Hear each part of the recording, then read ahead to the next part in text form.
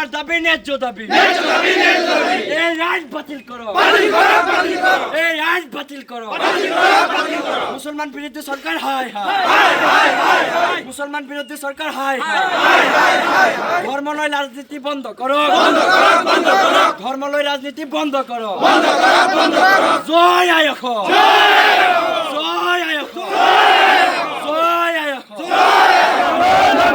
ওয়াকফ আইন না মানো ওয়াকফ আইন বাতিল করক ওয়াকফ আইন বাতিল করক ওয়াকফ আইন না মানো উই ওয়ান্ট জাস্টিস উই ওয়ান্ট জাস্টিস আমার দাবি ন্যায্য দাবি আমার দাবি ন্যায্য দাবি We want justice. বিজেপি সরকার go back. গাদ্দার চন্দ্রবাবু নাইডু হাই হাই প্রতারক নীতিশ কুমার হাই হাই Narendra Modi go back. Name so জিন্দাবাদ Name so long life. আমার দাবি ওয়াকফ আইন মানি লোৱা নহ'ব ওয়াকফ আইন মানি লোৱা নহ'ব দাবি ন্যায্য দাবি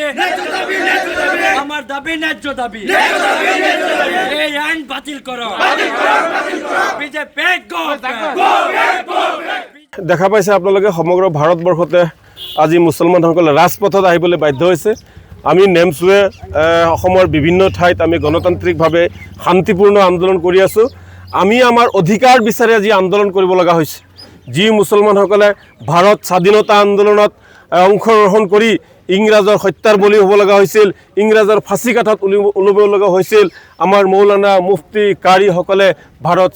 যি স্বাধীনতা আন্দোলন আছিল তাতে তেওঁলোকে অংশগ্ৰহণ কৰিছিল আৰু দেশলৈ স্বাধীনতা আনিছিল আজি আমাৰ এনেকুৱা হৈছে মুছলমানসকল যেন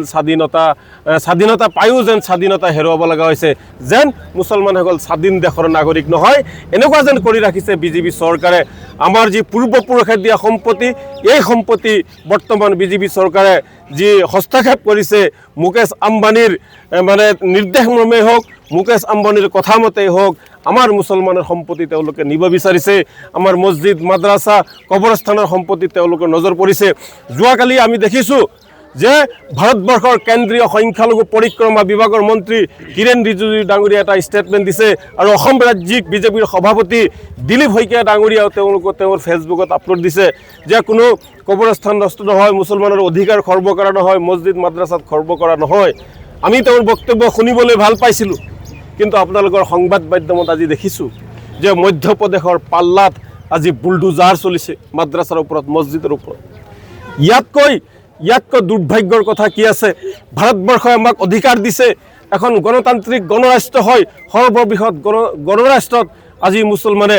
মানে মছজিদ মাদ্ৰাছাৰ কাৰণে নিজৰ উপাসনাস্থলীৰ কাৰণে নিজৰ পূৰ্বপুৰুষে দিয়া যি দান যি সম্পত্তি এই সম্পত্তিৰ কাৰণে আজি মুছলমানে আন্দোলন কৰিব লগা হৈছে ইয়াতকৈ দুৰ্ভাগ্যৰ কথা আৰু নাই আৰু এটা কথা আছে যে অসমৰ কিছুমান সম্পত্তি আছে ওয়াকফৰ সম্পত্তি আছে এই সম্পত্তিসমূহ য'ত গৰীব দুখীয়াই তাৰ মানে অধিকাৰ পাব লাগিছিল গৰীব দুখীয়াৰ সহায়ৰ কাৰণে ব্যৱহাৰ হ'ব লাগিছিল কিন্তু সেই সম্পত্তিসমূহ দেখিছোঁ বহু কৰোড়পতি কংগ্ৰেছ আৰু বিজেপি দলৰ কিছুমান মানুহে সেই সম্পত্তিসমূহ বেদখল কৰি ৰাখিছে গতিকে এই সম্পত্তিসমূহ বেদখল হ'ব লাগিব মুঠতে আমাৰ স্পষ্ট কথা আৰু এটাই কথা মৰিলে মৰিম আমি এই আন্দোলন বাতিল হ'বই লাগিব যদি ভাৰতৰ প্ৰতিজন মুছলমান মানুহ শ্বহীদ হ'ব লাগে আমি যেহেতু ইংৰাজৰ হাতত শ্বহীদ হৈছোঁ আমি বিজেপিৰ যি পুলিচ আছে বিজেপি চৰকাৰৰ সেই পুলিচৰ হাতত আমি শ্বহীদ হ'বলৈ আমি প্ৰস্তুত আছোঁ তথাপি আমি এই আইন আমি নামানো এই আইনৰ বিৰুদ্ধে আমাৰ ৰাজপথত আন্দোলন চলিব আমাৰ গণতান্ত্ৰিক আন্দোলন চলাৰ লগে লগে আমি মহামান্য উচ্চতম ন্যায়ালয়ৰ কাষ চাপিম আৰু আমি আশা কৰিম যে মহামান্য উচ্চতম ন্যায়ালয়ে ভাৰতবৰ্ষৰ মুছলমানক ন্যায় দিব ভাৰতৰ প্ৰতিজন মুছলমান ইয়াৰ মানুহ ভাৰতীয় সন্তান ভাৰতীয় নাগৰিক হোৱাৰ পিছতো তেওঁলোকক যি প্ৰবঞ্চনা কৰিব বিচাৰিছে বিজেপি চৰকাৰে এই প্ৰবঞ্চনা কেতিয়াও সাৰ্থক হ'বলৈ দিয়া নহ'ব আমাৰ অধিকাৰ আমাৰ সম্পত্তি আমাৰেই থাকিব লাগিব মুছলমানৰ সম্পত্তি মুছলমানৰে থাকিব লাগিব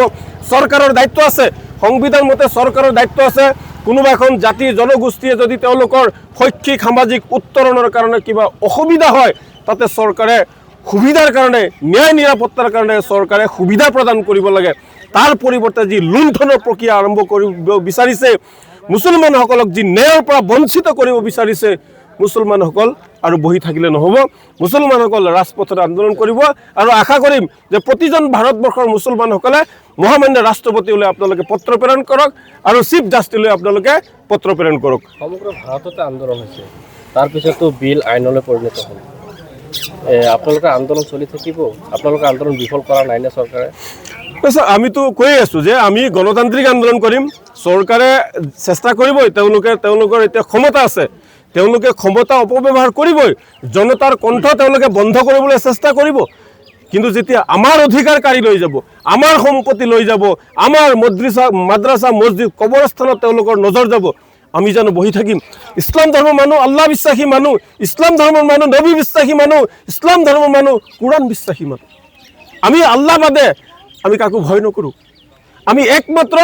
আমাৰ আল্লাহক ভয় কৰোঁ তাৰ বাদে আমি ভয় নকৰোঁ নিজৰ ধৰ্ম জীয়াই ৰাখিবলৈ নিজৰ আল্লাহৰ সম্পত্তি জীয়াই ৰাখিবলৈ যদি কুৰবানী দিব লগা হয় সেই কুৰবানী দিবলৈ প্ৰতিজন মুছলমান কিন্তু প্ৰস্তুত কিন্তু মই এটা আহ্বান জনাম যে আমাৰ আন্দোলনটো সম্পূৰ্ণৰূপে গণতান্ত্ৰিক হ'ব লাগিব শান্তিপূৰ্ণ হ'ব লাগিব ভাৰতীয় সংবিধানৰ আধাৰত ভাৰতীয় সংবিধানৰ সন্মান জনাই কিন্তু আমাৰ আন্দোলন হ'ব লাগিব আমি কোনোদিন কোনো মানুহে যাতে বেআইনী আন্দোলন নকৰে হাতত যাতে আইন উঠাই নলয় তাৰ কাৰণে আমি নেমচুল ফলৰ পৰা সকলোকে অনুৰোধ জনাম